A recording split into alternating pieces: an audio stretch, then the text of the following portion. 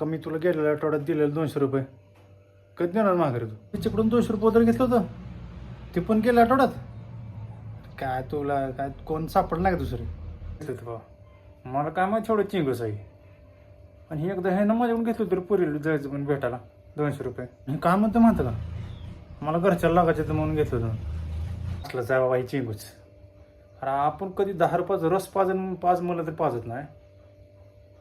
काय सांगायचं तुला नुसतं चिंगूस आणि मिंगूट. अरे पाजला होता की. हां बरं कसं ध्यान आता तेवढं तुझ्या आईचा रस प्यायला ये म्हणला माय.